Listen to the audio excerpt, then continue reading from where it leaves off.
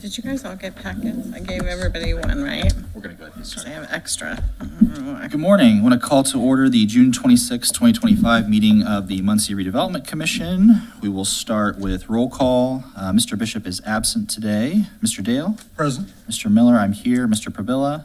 Here. And Ms. Wagley? Here. Then Mr. Lowe is in the audience today. Thank you. Go ahead and review the agenda that is presented to you in your packets. Any changes or a motion to accept?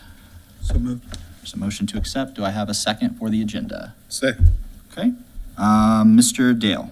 Yes. Mr. Miller, yes. Mr. Pabilla? Yes. And Ms. Wagley? Yes. Wonderful. Okay, move on to the approval of the previous meeting memorandas. You have two presented before you today. The same one from April and then the May minutes as well.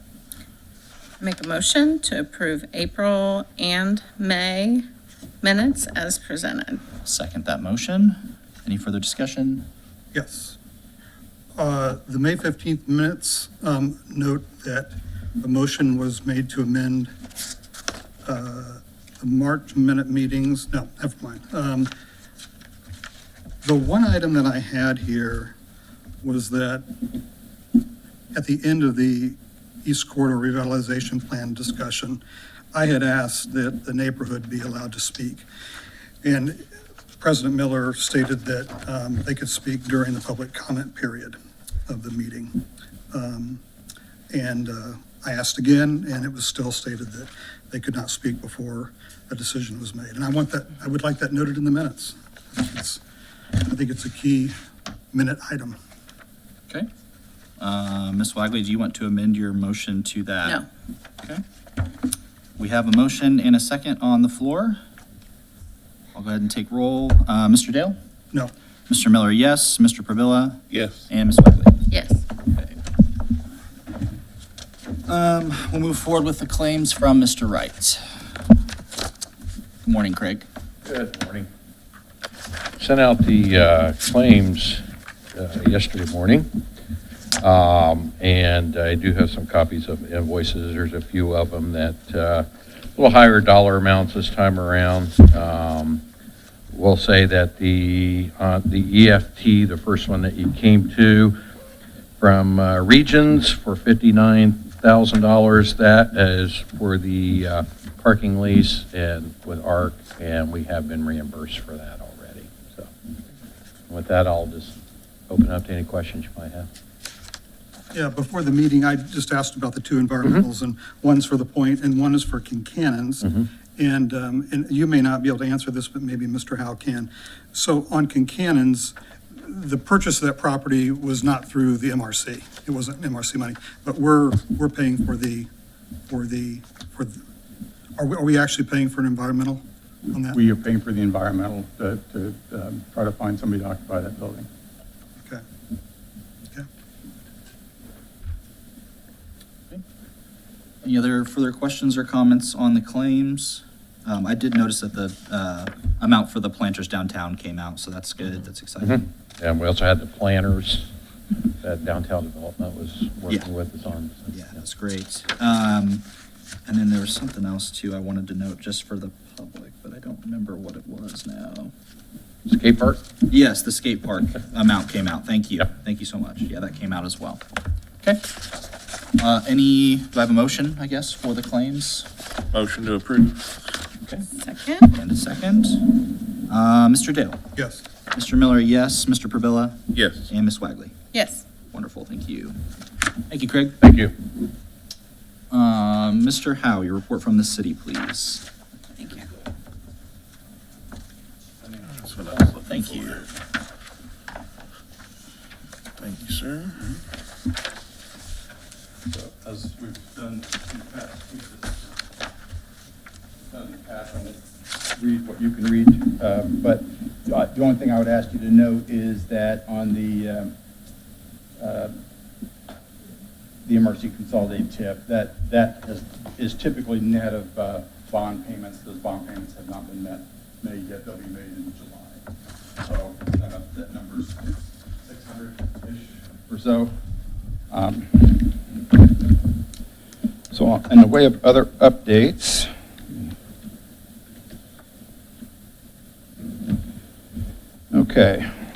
lots of things going on, lots of thought-provoking projects and challenges.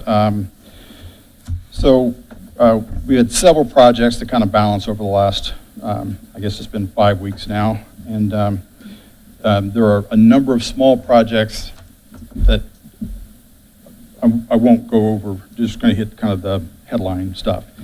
So the Point, the multi-purpose development in High Point, which is going to be called High Point Station across the street.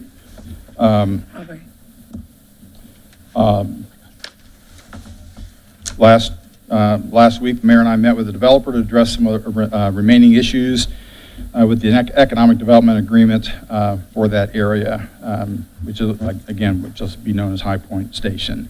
The site was going to feature a multi-use facility, including 54 market-rate apartments and approximately 15,000 square feet of commercial and restaurant space on the main level. Combined with green space, this project will transform the, previously a pretty unsightly, what had become an unsightly piece of ground into a pretty vibrant gateway into downtown from the northwest area. We are hopeful for a press release soon, and we are hopeful that press release is positive about Ready. But we are doing the things that we need to do to be ready for Ready. So we'll see how that works out. Muncie Mall redevelopment, we're been kind of deeply in conversation with the planning for significant development in the Muncie Mall area. Project is contingent on support. Let me think about how I want to say that. Again, it's the Ready Lilly money that we're waiting for to hear about that. So we haven't received a decision, but we're optimistic. If we get funding, the development will represent over $100 million in private investment and attract several national partners across retail, dining, and other sectors. Importantly, this initiative has potential to significantly increase the property values of the Muncie Mall, which has most recently been assessed for $4.7 million, down from $32 million. So we can see any incremental improvement out there. Bigger increments would be better. Will certainly help us recover some of that property tax revenue as well. Muncie Community Schools Partnership. Not a lot to report, but just I'll kind of let you know, have had some meetings. First of all, I guess the Indiana's new 150-hour work experience requirement for the high school graduation. Central is eager to provide meaningful real-world opportunities for its students. I've met with them a couple times and hope to have more meetings with them about some potential partnerships that we can kind of envision with them on a student-led enterprise or a student-participated enterprise and explore what it could look like, how it might be implemented, and we're going to see how that can work out. But we want to partner with the school because I see it as a contribution to the emerging workforce, certainly the graduation of the students, but certainly help develop an emerging workforce, which I think is part of what we do in economic development and work and redevelopment. So we are working with them a bit. Downtown market rate apartments and hotels. Earlier this week, we met with the owners of the Muncie Inn. New owners, you say? I will say. It was bought. Didn't know it was bought right away, but it has been bought. And they're in the early stages of renovating the property. I think they've gutted the rooms. They have plans to redo everything in there. And they are experienced hoteliers out of Indianapolis. They own, I think it's 14. We had a nice meeting with them the other day, a couple days ago. They own 14. I think they've owned 24. They actually will buy some to bring back into operation, get them profitable, and sell them. The ones that are closer, and I think Muncie they indicated Muncie would be one of those, would be one that they would portfolio and keep. So- Mr. Howe, just for clarity's sake, the Muncie Inn was purchased in a private sale though, correct? Not Oh, yeah, we not didn't have through anything us to or do with it. anything. We didn't have anything to do with it. We just wanted to have a meeting with them, talk about what they plan to do, give some perspective on Sure, maybe what we'd like them not to do. Sure. And it was a very cordial and candid, but we just wanted to make sure that, they did some things that put it in the best possible light to be successful. yeah, And then we see it as perhaps a bit of a catalyst for some other things to happen in that area that could use some development, redevelopment.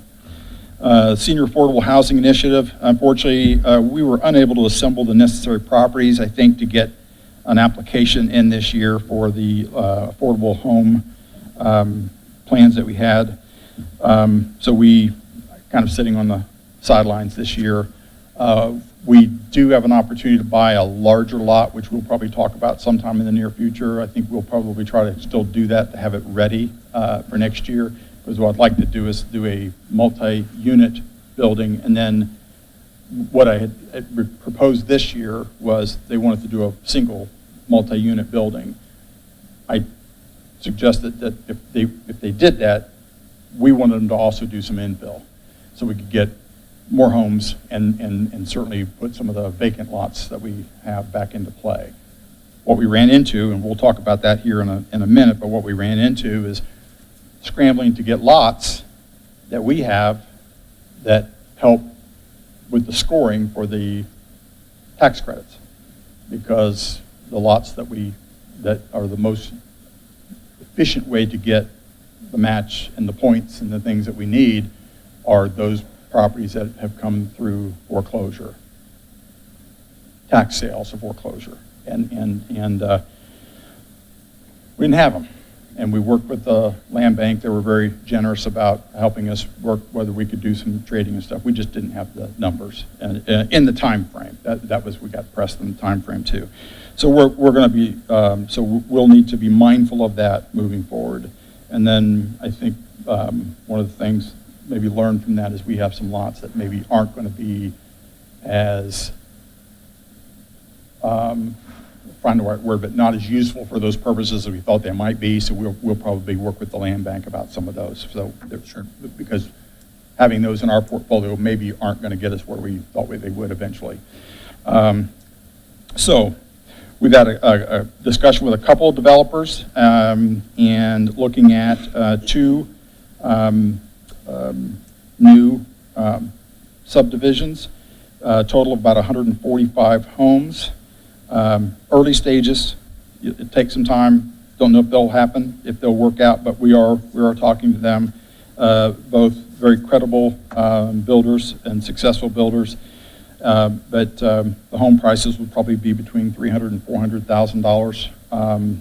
$400,000. So we're still working on those and seeing how we get those put together. But those would be a nice addition to us, and we think would help us, as we've said before, maybe try to capture some of that 10,000 people that commute into work and leave, because we've surely lacked the quality of the quantity of quality housing at any given time over the last few years. The major project in the village that we've been working on is a little bit of a setback, so you may hear about it before, but we've been working with the mayor and the city council, Ball State University, and the developer, trying to find some solutions to that. And I think everybody's still going to have their heads together, but it's just not tracking at the timeline that we hoped it would. But on that note, and another development there, the townhomes, we just did the groundbreaking for those, was that last week, maybe? Was it? Yeah. Yeah, last week or the end of the week before, but yeah. So that's an exciting project. That's a nice opportunity, and it's going to be a nice addition to the village area. So we've got that. So just so you know, there are a lot of things we're working on, different stages. Everything is going to take time, but but we're hearing more and more interest. Mayor and I had a conversation yesterday. We're finding, hearing more and more large retailers and other type of businesses looking at trying to get into Muncie. Just got to find a place to get them. And so we're working with that, and we meet with the economic development folks of the county and the Greater Economic Development Group on a fairly regular basis, kind of put our heads together there. So that's what I have in the way of those updates. Okay. So I gotta- Before we get to questions, Jeff, I just want to, as a note, introduce Miss Aubrey Christ. Is her last name Christ? Okay, that's what I thought. Aubrey's our acting legal counsel today because Mr. Freeman's on vacation. So if anybody needs anything from Aubrey, thank you for being here. I appreciate it. Yeah, I guess the only comment I had, Jeff, from your update is just on the Ready 2.0 stuff. Uh-huh. I mean, Ready's administered by the Indiana Economic Development Corporation, IDC. It's undergoing a pretty severe overhaul from what I understand. I know the governor just replaced their entire board, and they're restructuring quite a lot from what I understand from some contacts I have at the state. So I would encourage them to hustle to get Ready 2.0 to all Indiana communities, because we're not the only small mid-sized Indiana community that's waiting on that money. Right. So I just hope the state does their due diligence and gets that done, because that's Yeah. what we're waiting on, is the IEDC to do what they're supposed to do. So, Our level of confidence in the stuff that will happen in the downtown area is pretty high. sure. I would say, as it relates to the mall, it's not as high. It's not negative. We just don't know anything. We've heard more about the other than we have that one. So, Sure. We'll talk about that in a little yeah, bit. so I don't want to mischaracterize it, but I feel really good about what's going to happen down here. I wish I knew what was happening out there. Sure. So, Absolutely. yeah. Okay. We can move forward, I guess, with property purchase applications if you have any. I don't. I have it on here as always as a bookmark, because some of these are very simple, and if they come in pretty late, we can still get them in here. But I don't have any, so, Okay. but it's always, I kept this a bookmark. Why don't we move forward with your interlocal agreement Okay, discussions? so then? we have an interlocal agreement. We've talked about this in the past. We established an interlocal agreement, which the county commissioners have approved. That interlocal agreement essentially is, we get notified from them, the tax sale, what properties are available. We can draw some of those properties down. Those would be tax deed properties, which again, becomes very useful to us as we look at these projects. We take what we need. We don't take more than what we need. The next opportunity, it may be a bigger number as we start to kind of shift our portfolio. But at other times, if we don't have a project happen, we may not need anything. But it gives us the ability, there's a mechanism there, it's been approved, it's out there for, I think I said it for 5 years. They've approved it.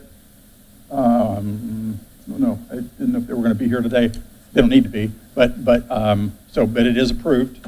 We just need to approve it here so we can be able to exercise that opportunity. Okay. I think you all have a copy of that in your packets. If you'd like to read it over, if I can get through all the claims. Any discussion on the interlocal agreement with the county? I've got a few questions. Go ahead. So we received this less than a day ago, like about 2:15 yesterday. We got this and a number of other items it's been very difficult to go through, to receive things at the very, very last second. In fact, it's just really hard. I got up at 3:30 this morning to go through everything again. And I've got a lot of questions. I necessarily don't have a position on it yet, but I've got some questions. And I know, Jeff, you just said, we don't know how many properties on a given year that may be conveyed. But do we have a target goal of the type of impact we want to make over the next several years? I mean, I think if we could get, I think what we really needed this year was about 25 properties, and we couldn't come up with a list. So I've been kind of thinking that's the number, 25 to 30 properties to have in a portfolio that we can effectively use. I don't want more than that. But, like I say, and we may get other ways, but we can't, they don't get us as much traction in the tax credit world for the developer. I mean, we don't get the credits, but the developer does. But that's the mitigant of the risk to be here. So that's kind of the number. But what I really would like for us to get to, and it's an evolution, get to what we have, we can use, what we can't really use effectively, not have, and be really efficient on that. But to be able to say, we've got something in place, we can go get these, have them, know we've got them to use, and know that then we're not going through, and I can't tell you the hours, but hours of going through and making sure and tracking to find out, because we've had some of these properties for a long, long time. Yeah. How'd we get them? We got to go back and find out. Got to go to the court. Got to figure out, did they come through a tax deed? Because the GIS picked up in 2009, right? And so this we would know. If our portfolio is all tax deed properties, with the exception of one or two that might happen some other way, which probably mostly would probably end up being commercial, which wouldn't fit this bill. Well, then we know our portfolio applies. Okay. I've got other questions, but Please. if somebody else wants to go first. You guys? No good. So you're thinking 25 on average in the portfolio? Yeah, I don't want to commit to that number, but yeah, that's the number I'm thinking. Okay. Yeah. Okay, all right. And the agreement is for 4.5 years altogether, is what I read. What was the determinant on that? Why was that until 2030? I'm just curious why that number was, why there's even a date in it. I was just curious. There was a duration of a termination in 4.5 years. Well, not a termination, but there would be a duration of it, and then if no quibbles exist. then we- You're correct. I think it was to set it out at about 5 years, but ended at the end of the year. I mean, that's, The end of the decade, essentially. yeah, that's, Yeah. no real magic there, but it's, and it's, So my main question, and I'll get to it, I'll be as brief as I can be. So the land bank proposed to the county and the city kind of a grand plan of taking over as many dilapidated and tax sale properties as possible. And they quantified and showed that over X amount of years, so much taxes would be created for the city and for the county and for the federal government, and they delineated a pretty interesting plan.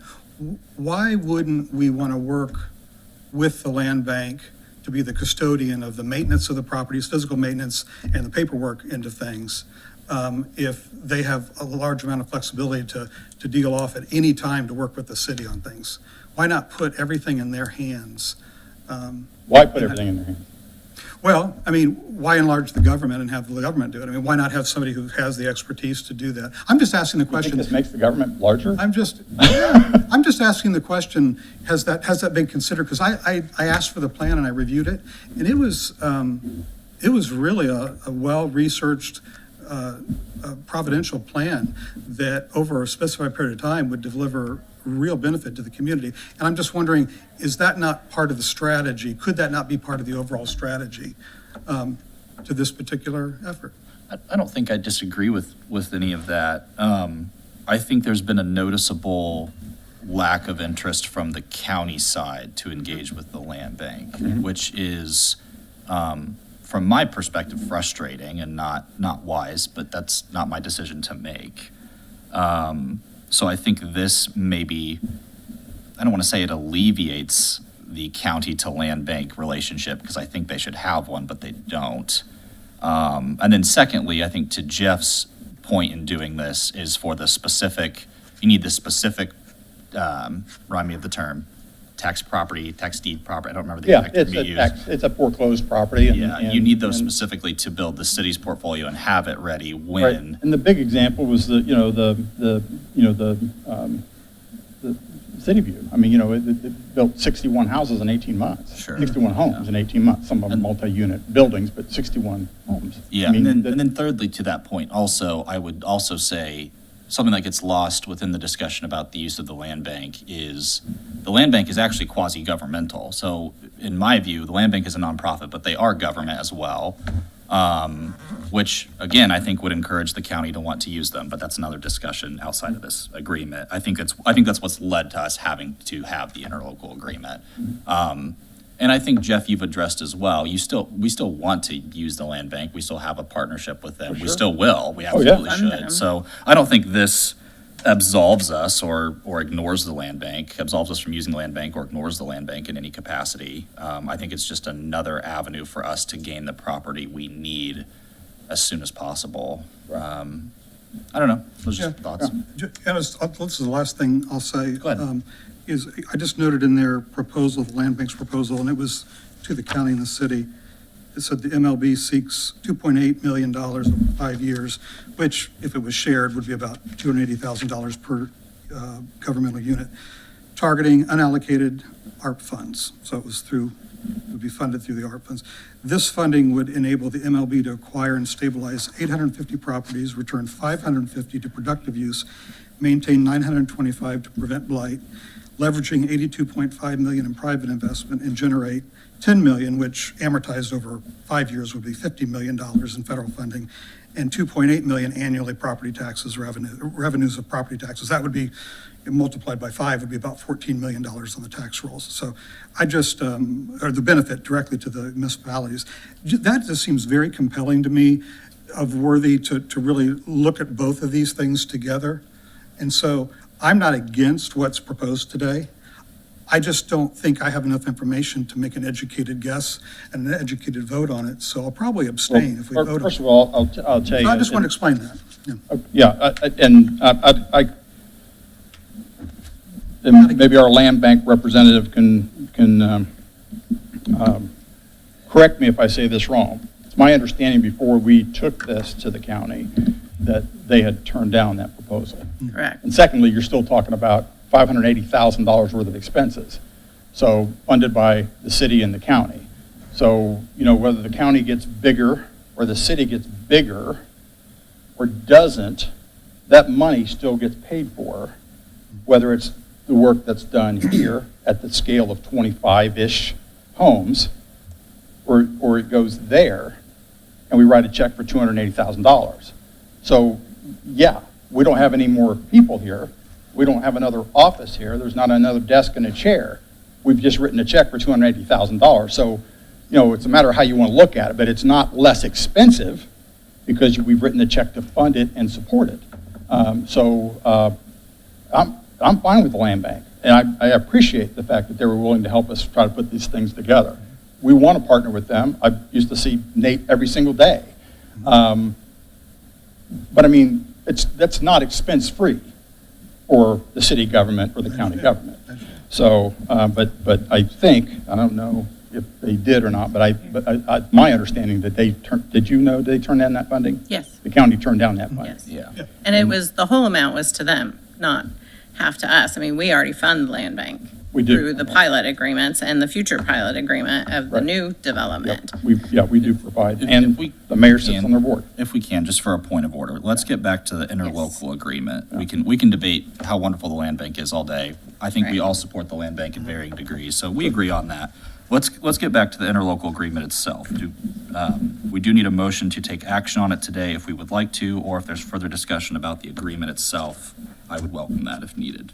I'll make a motion to approve the interlocal agreement with Delaware County concerning taking possession of tax sale properties as necessary. I'll second that motion. Any further discussion? Only that I'd appreciate more time than less than a day's notice on final agreements. So I'll be abstaining.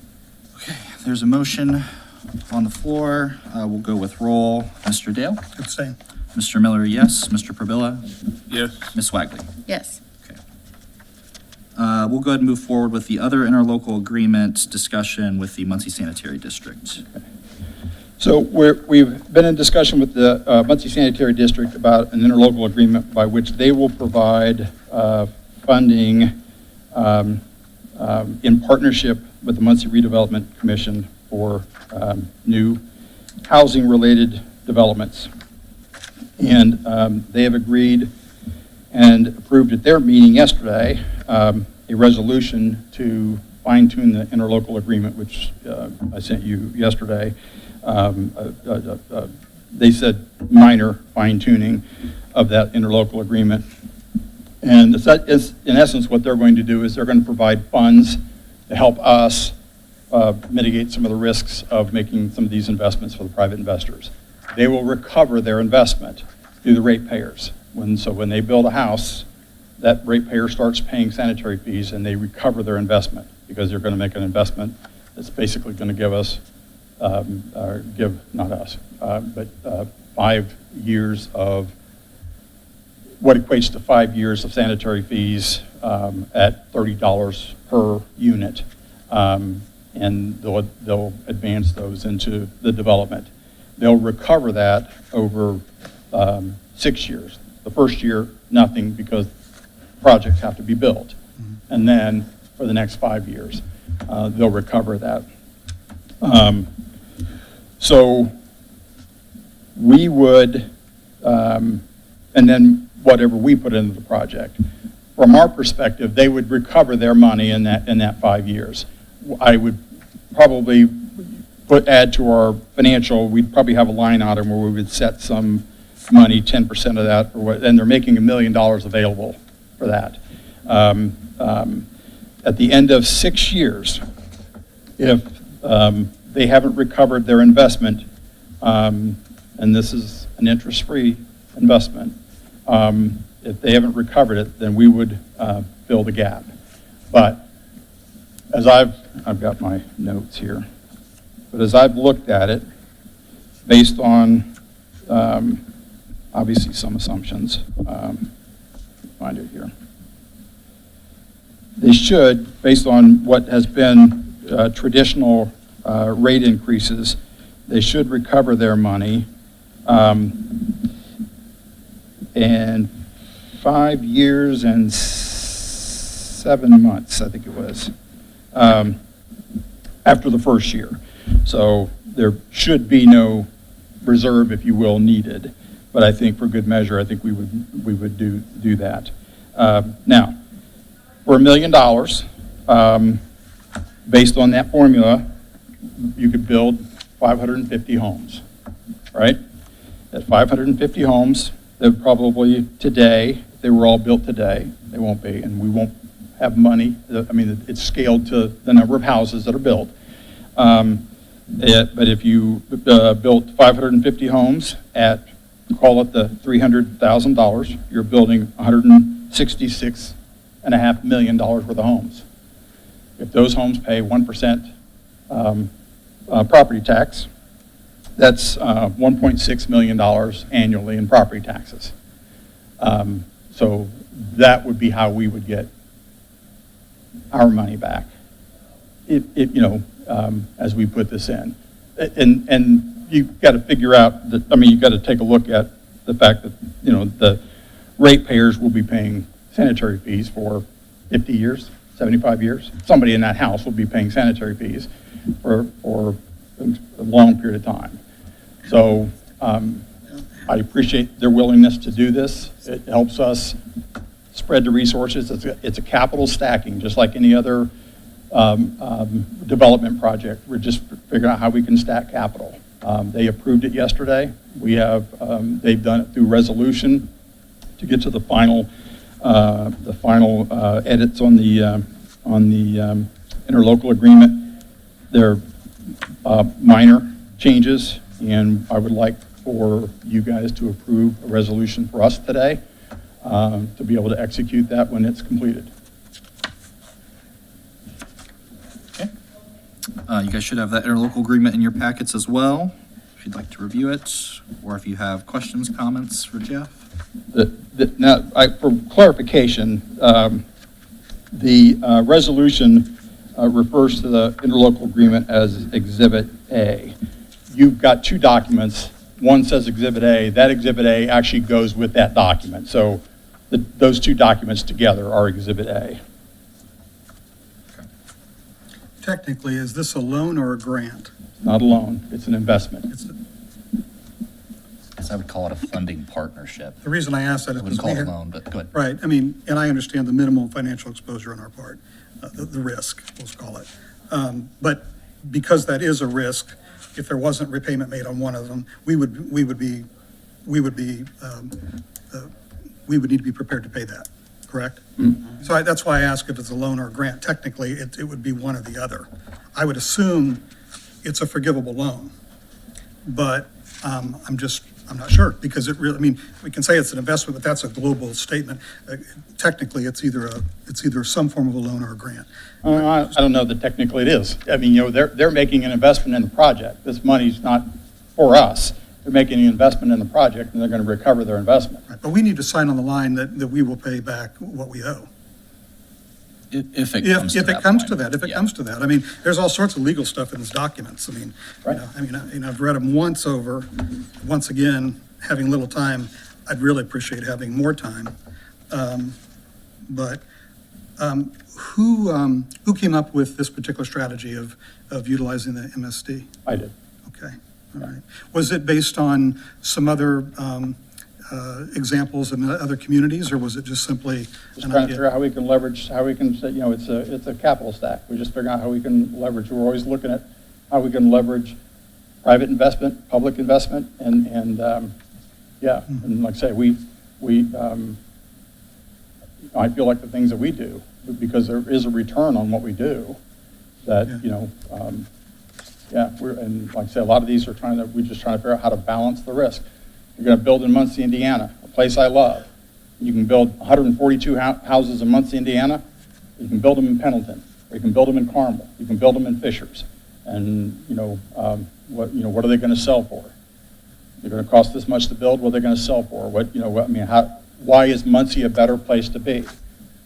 For me, it's because it's Muncie. But for them, if it's an investment, they might go down the road. So how do we get them to do it here? Same thing with some of the other things, and the things that have happened in Ball State too. I mean, those guys will build anything. I think probably the important thing for me to consider with this is just trajectory, right? So it's essentially $1 million interest-free over 6 years.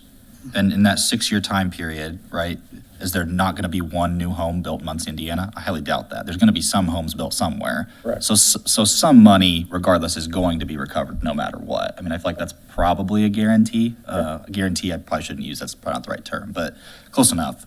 And then on top of that, the trajectory of the MRC currently, according to this funding document that we have, I mean, by the end of the year, we'll be sitting on $5.1 million in consolidated TIF.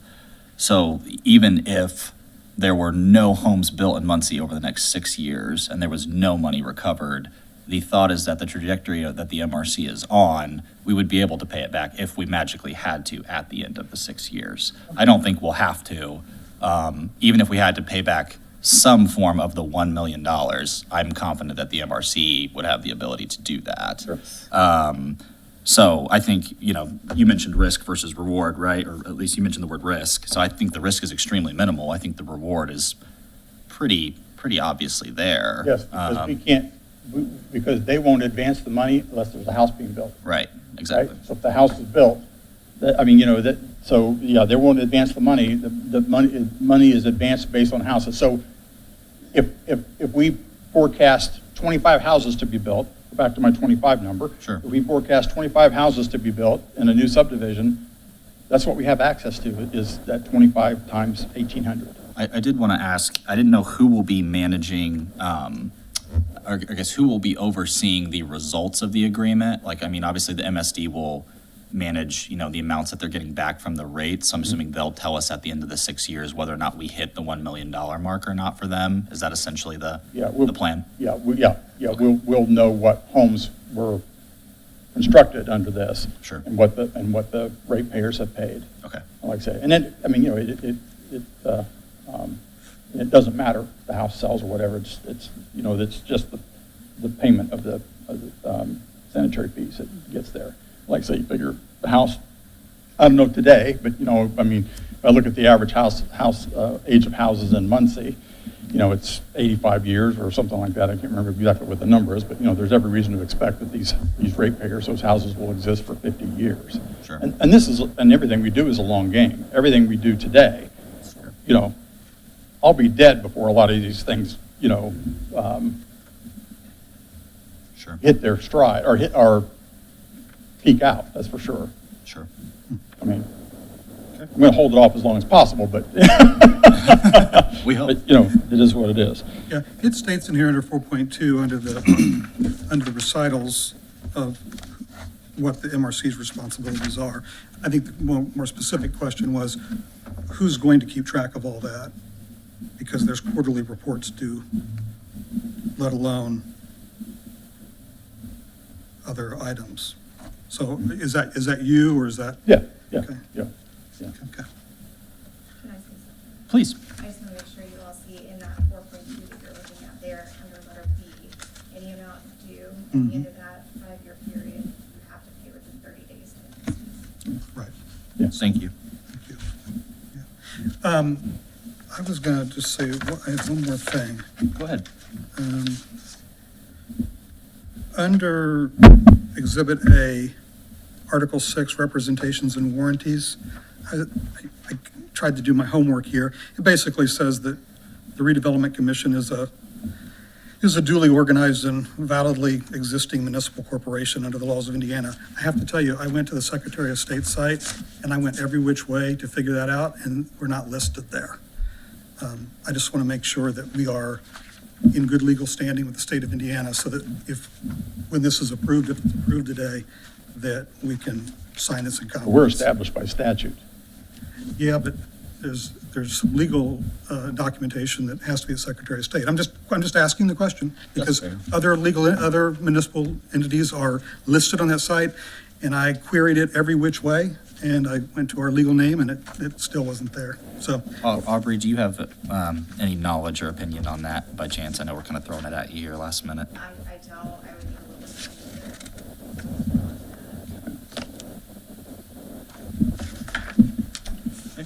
Anything else? Any other discussion? I would just suggest that whoever makes the motion, that they add that is validated and checked to make sure that it's done correctly. Would you like that to be your motion? No, because I'll be abstaining. I don't know if it's the same issue.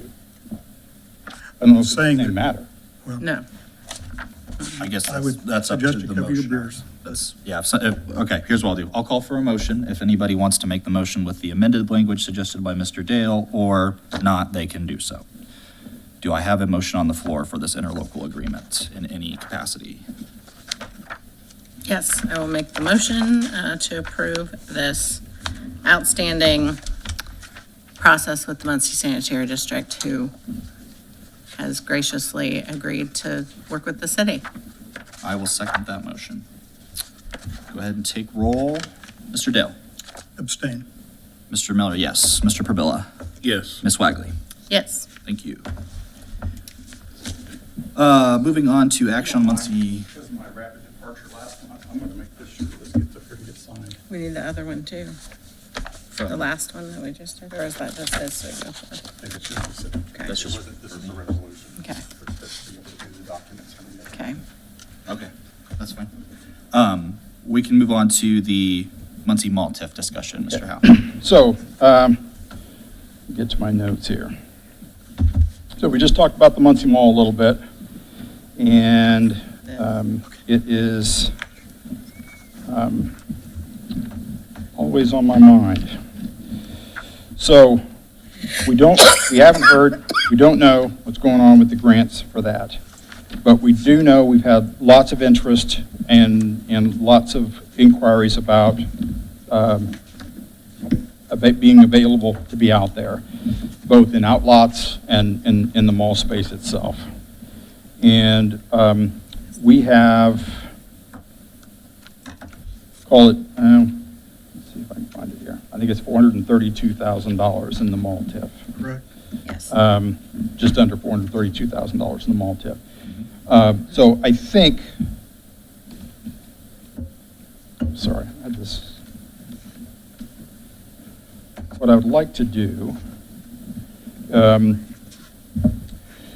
because it represents a lot of investment, we're waiting to hear what's going on. I'd like to propose allocating the current balance of the mall TIF to initiate demolition of the McGuire end of the mall, the JCPenney store.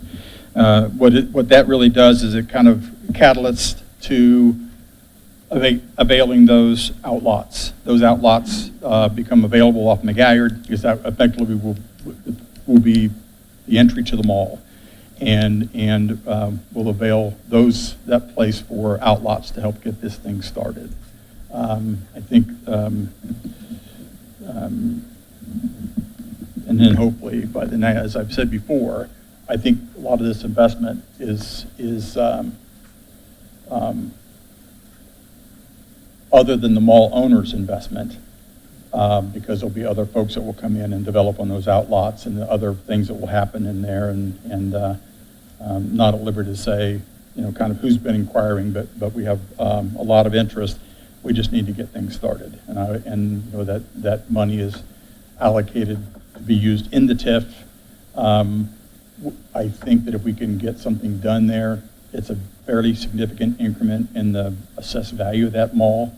We can get those outlots going. I'm really concerned about a $4.7 million assessment on that property. Yeah. And I'd like to get that moving forward. So I'd like to have that available for me to then be able to negotiate, putting that in front of, on a reimbursement basis, getting that demolition done. Yeah, so just as a reminder for the commission and the public, so the mall was purchased by mall developers, I guess, who have a proven track history of redeveloping malls and being very successful, which is exciting. That purchase happened a long time ago by my count. 18 months. 18 months, yeah, so it's been a long time.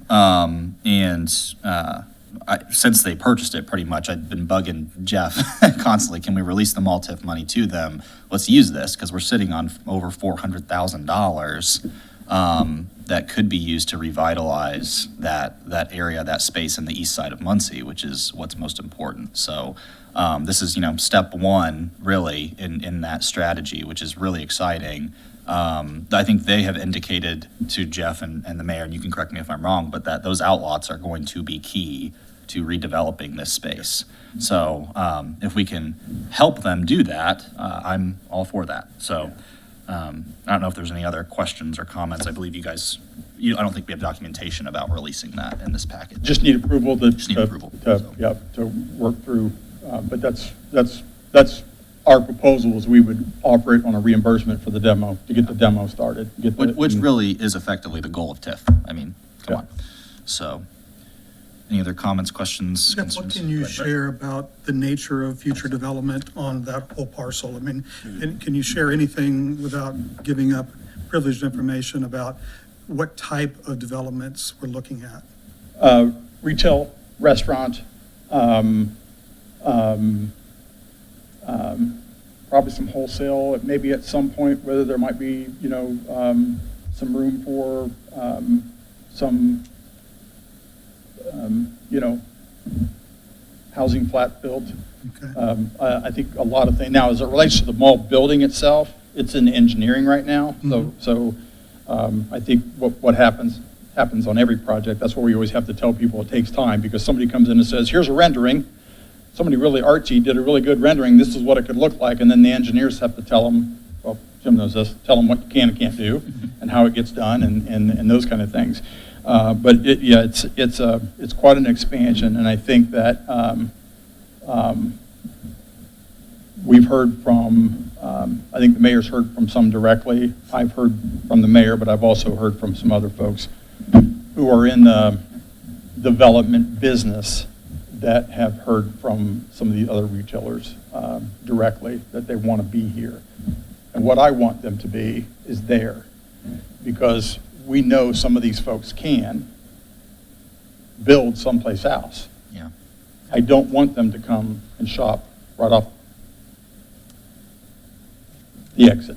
I want them to come all the way into town, so we want this to be ready so we can get people in town before they start landing other places. And I'm not talking about other places in Indiana, I'm talking even other places in town, because I think it's more advantageous to us economically if we can get them drawn further into town. Yeah. Jeff, I just kind of wanted to point out, I guess, maybe I know you know this, but maybe not everybody in the room, that a large portion of the mall has been occupied by buyer's market for this whole time since Hall Properties purchased the mall, which is what has taken so long. The whole process, buyer's market put in their retail store, then they put in their distribution hub, which went into these empty mall. Their warehouse. Their warehousing went into the empty mall stores.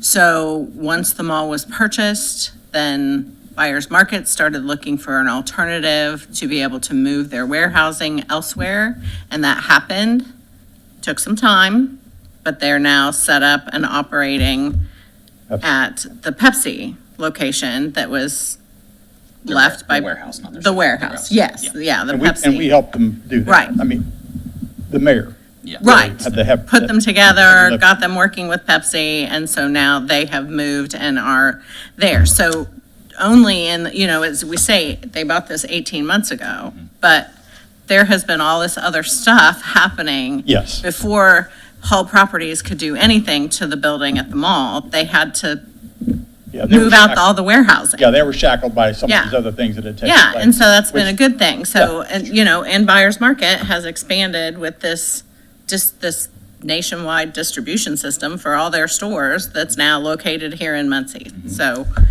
Yeah.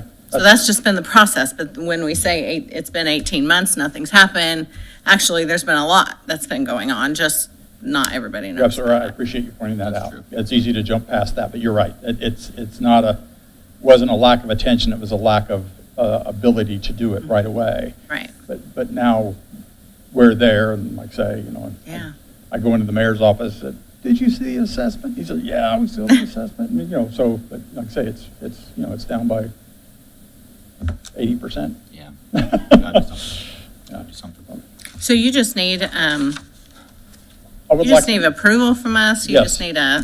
okay, to make that money available to them, Yes. which cannot go anywhere else anyway. Right. It's for the mall.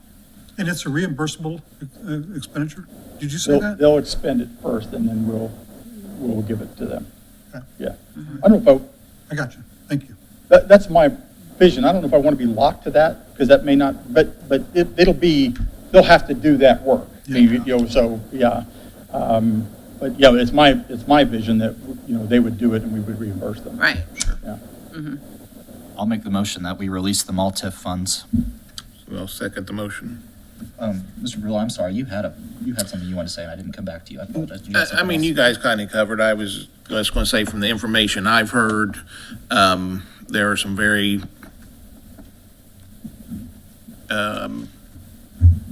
the retail shops and things that are looking to be out there could be very valuable to the Muncie area, but my understanding is without the outlots, without Penny's being gone and having the outlots, they're not coming, and I think we're all in agreement that needs a revitalization and more tax dollars Right. to it. So, I mean, if this can help get it moving, to get those businesses committed 100%, then absolutely. And Shireen's exactly right. And to add another layer to that, and we all kind of thought we'd know about this grant by now.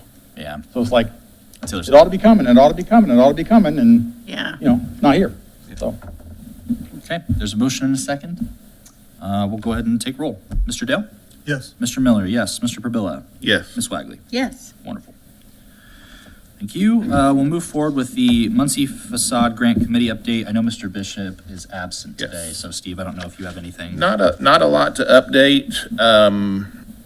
We've kind of went through as a committee and gotten the application and everything done to the best of our ability. Now we're just, it's kind of in attorney hands to do the outline and get approval on everything so that we can get it up and going online so we can start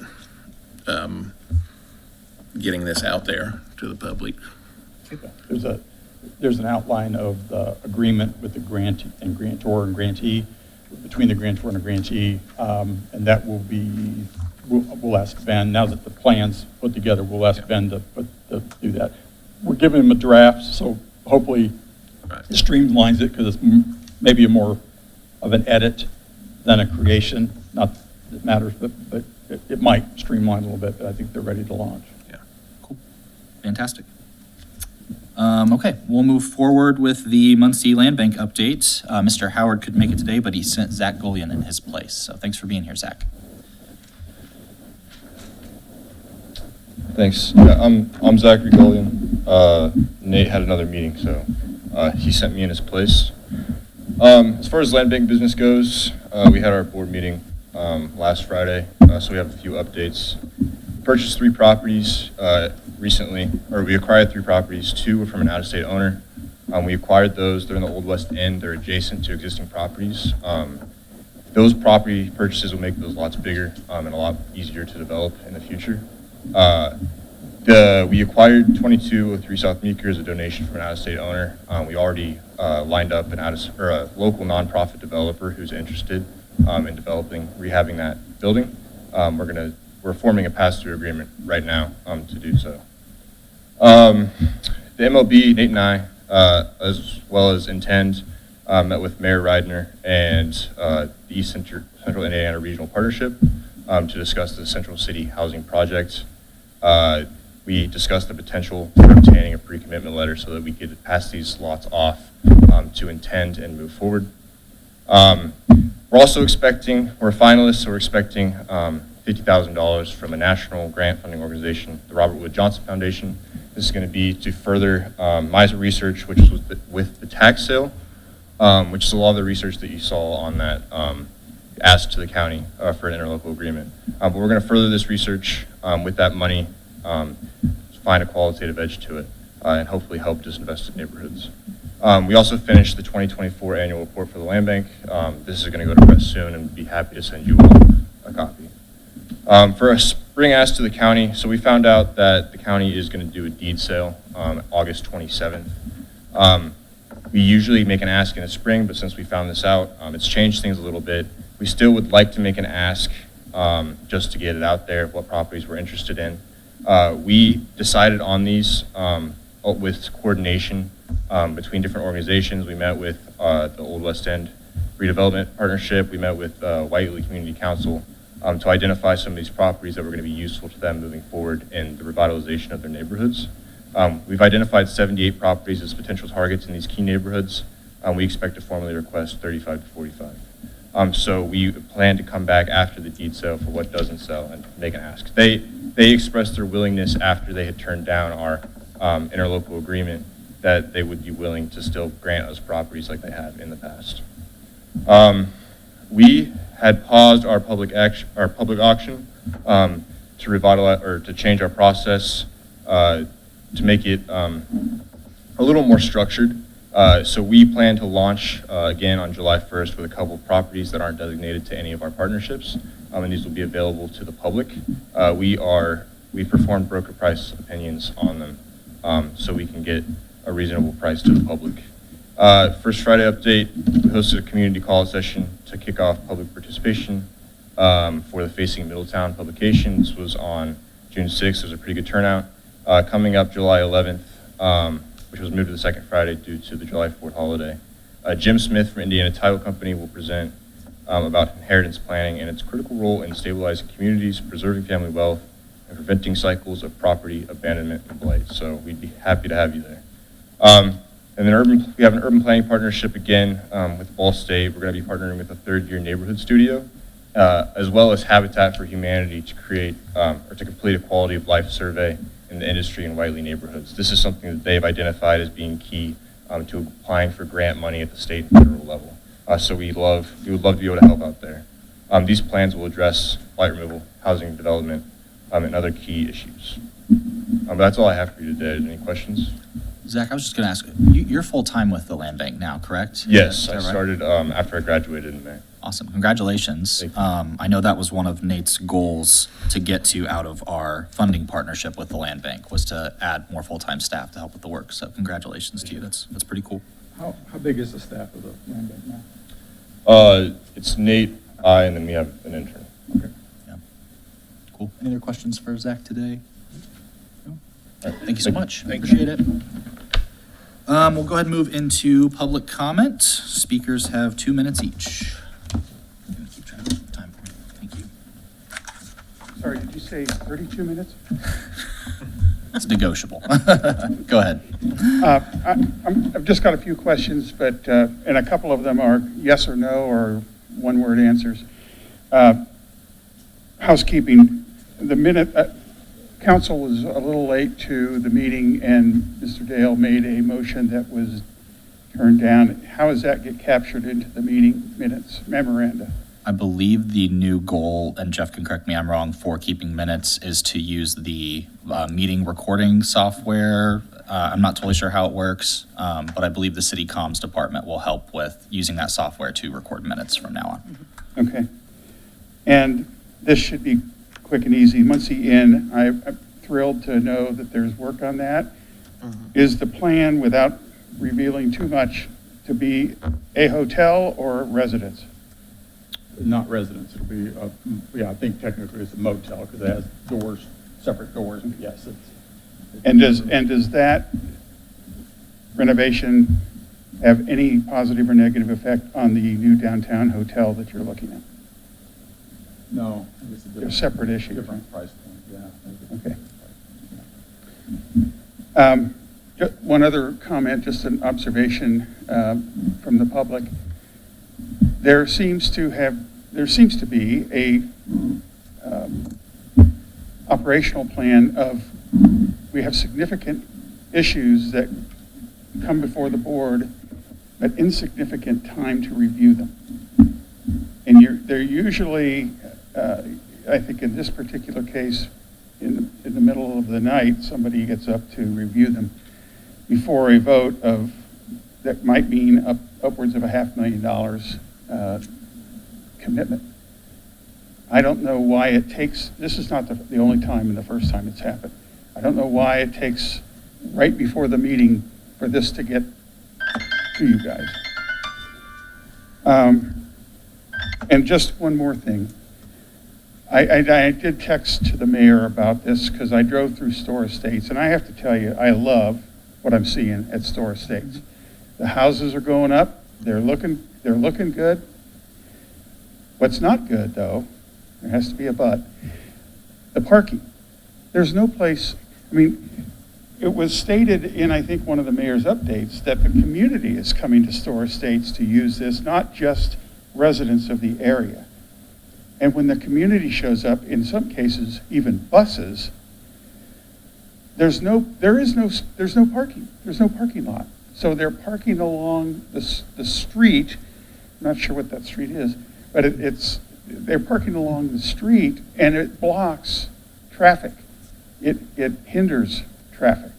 And it's only a matter of time before some child gets out of their car and runs across to the park and gets hit.